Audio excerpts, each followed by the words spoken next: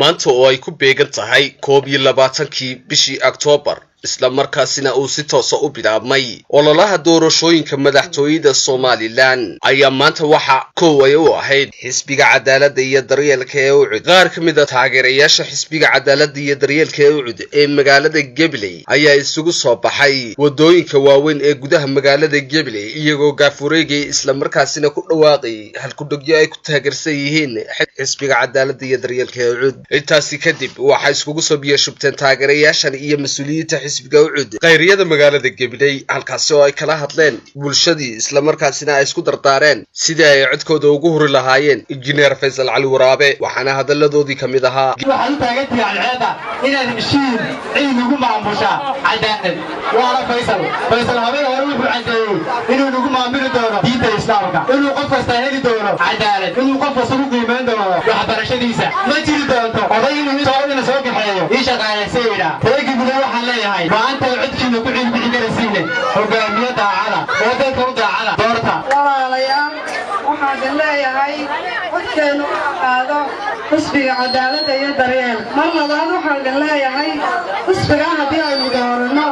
isbedel baan helayna mar saddexaad waxaan leeyahay xisbiga kaliya diinta lagu hogaaminaya waa Faysal Cali Waraabe gobolka Gabiley waa gobol la hakraday waxa hakratay xukuumadda kulmiye mar hore kulmiye inaan gobol baan ka dhiganaa walina dad u yahay Gabiley xilli ma gobol noqonaysa Gabiley xilli ma ballanqaadka beenta ay ka baxaysa waa markuu cidimaad waxaan ballan qaadaynaa gobol kale inuu noqon doono gobol dhammaystiran oo maroodijeex la siman oo tugdheer la siman oo awda la siman oo gobol buuxa gobolkan Gabiley astaantiisu waa green waa gobolka cagaaran xisbiga Ucidna astaantiisu waa green oo waa xisbiga cagaaran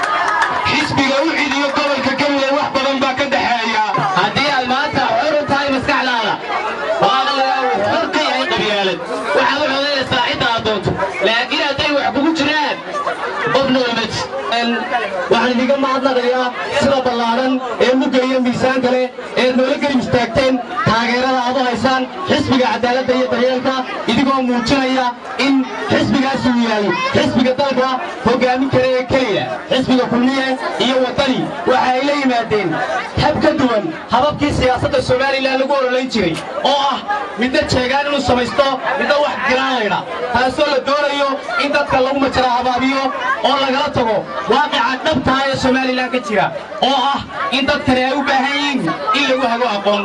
Faysal Cali Waraabe waa ninkii soo saaray lixda gobol iyo Gabiley waxa maanta inoo waran oo inoo hogaamin kara Faysal Cali Xuseen geesta kale mas'uuliyiinta xisbiga Ucid ayaa xadhiga ka jaray xafiisyo cusub oo ay magaaladaasi kala badh ku yeelan doonaan xisbiga Ucid sidoo kalena waxa halkaasi ku soo dhaweeyay qaar ka mid ah taageerayaasha xisbiga cadaaladda iyo daryeelka ee Ucid aad mahadsantihiin sida wanaagsan xisbiga cadaaladda iyo daryeelka aad ugu soo dhaweyseen kala badh runtii waxaad ka mid tihiin degmooyinka la hakraday waxaad ka mid tihiin dadka reer Somaliland ee la hakraday waxaad ka mid tihiin gobolka Gabiley ee xisbiga kulmiye uu xaqoogiisiin waayay kala badh waxay ahayd maanta inta ka qurux badnaato waa magaalada ugu weyn aba degmada ugu weyn kala badh ee ganacsiga Somaliland iyo Ethiopia uu maro lacagtiina waa la cunaa kulmiye ku kaambeen gareeya wadan iyo golaha baarlamaanka Cabdiraxmaan Haba ku kaambeen gareeya waxaad tihiin reer kala badhow dadkii lacagtooda iyo istaraatiijiyada meesha ku taalin wax lagu qaban lahaa waxaan u sheegayaa qolooyinka qabyaalada gobolka Gabiley iyo kala badh ba ka wada kulmiye inuu gobolkan ka soo jeedin ninkii yiri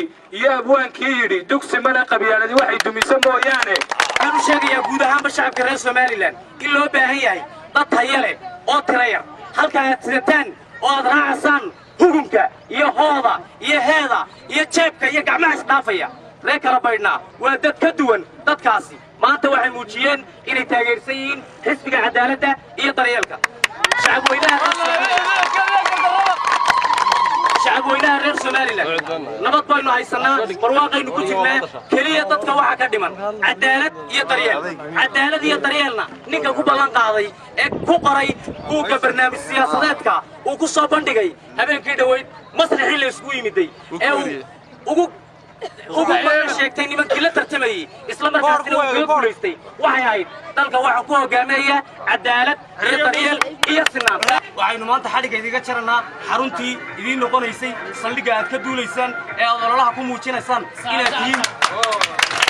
ومحمد حسن الشيخ محمد شوبة موقع المقال كعالمي كالسان تي في قبل كعجارن Gabiley.